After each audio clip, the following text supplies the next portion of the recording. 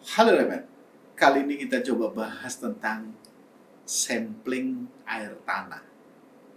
Aquifer adalah suatu lapisan di bawah permukaan tanah yang mengandung bebatuan, pasir atau kerikil yang mempunyai porositas serta permeabilitas sehingga dapat menyimpan dan mengalirkan air tanah. Selain kecepatan alir air tanah, kemampuan prediksi arah sebaran sangat penting diketahui untuk menentukan pergerakan polutan dalam tanah. Pendekatan yang sering digunakan dalam pemantauan kualitas air tanah adalah melakukan pengambilan dan menganalisis sampel air sumur pantau yang ada. Lokasi pemantauan kualitas air tanah ditujukan pada sumur pantau di daerah sekitar pemanfaatan.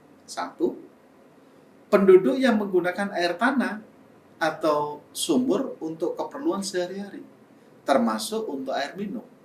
Dua, penimbunan atau pembuangan akhir sampah perkotaan.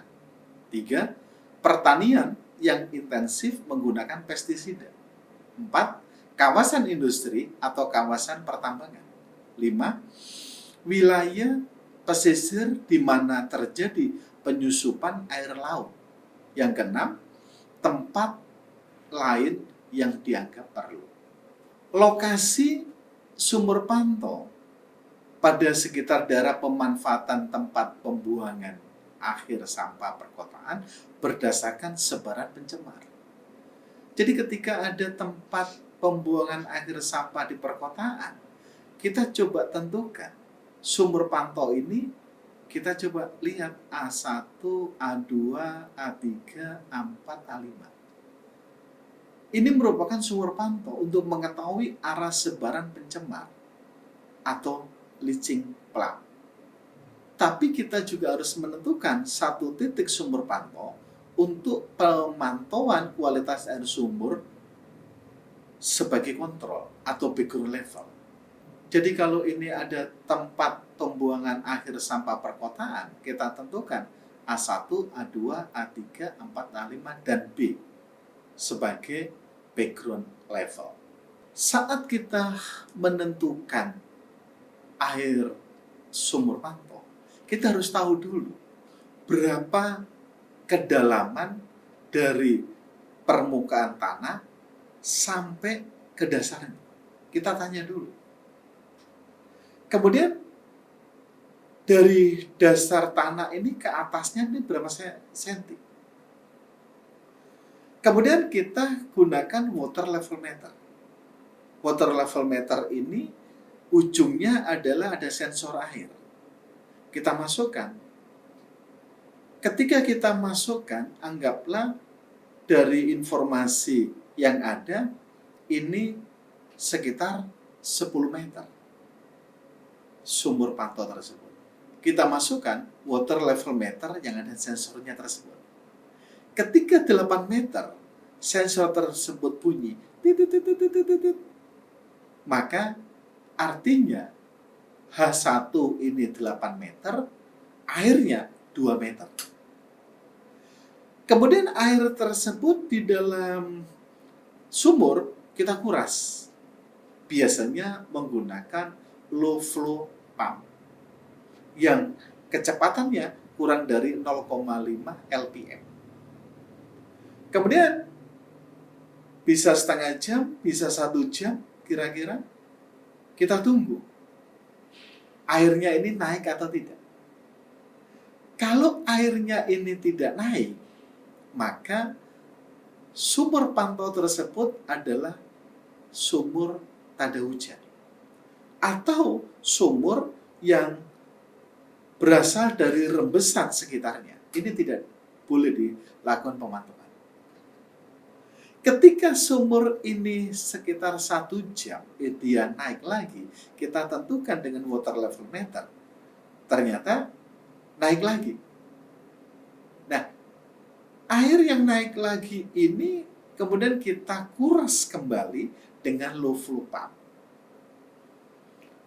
Kemudian kita coba lihat volume air ini delta H pi R kuadrat itu sama dengan delta H pi setengah D kuadrat. Diameter sumur ini berapa? Delta H pi D kuadrat bagi 4. Flow out, kalau ini di dalam air sumur ini ada lagi, dia naik lagi airnya, maka flow out-nya, volume air dikurangi dengan T. Low flow pump ini dalam waktu berapa lama, berapa detik dia kecepatannya. Delta H pi D kuadrat bagi 4T ini sama dengan flow in.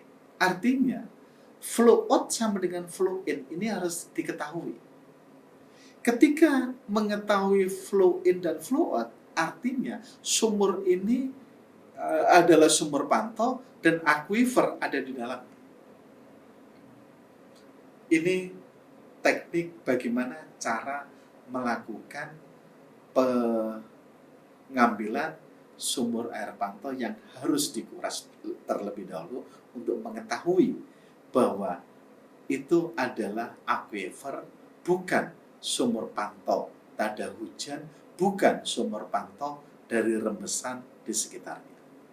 Pengambilan sampel air tanah ini dilakukan setelah air sumur dikuras secukupnya untuk meyakinkan bahwa sampel yang telah diambil berasal dari air tanah, bukan dari air hujan atau rembesan dari air permukaan.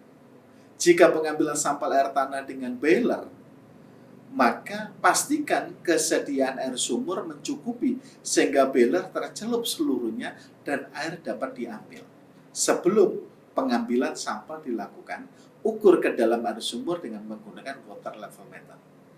Boiler ini biasanya sekitar 1 meter.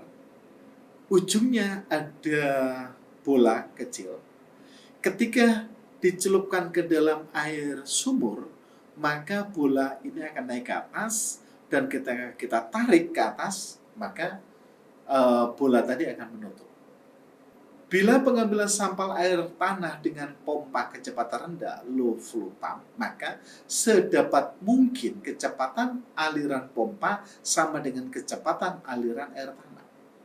Pengambilan sampel air tanah setelah air tanah dinyatakan homogen dengan batasan DHL-nya plus minus 5%.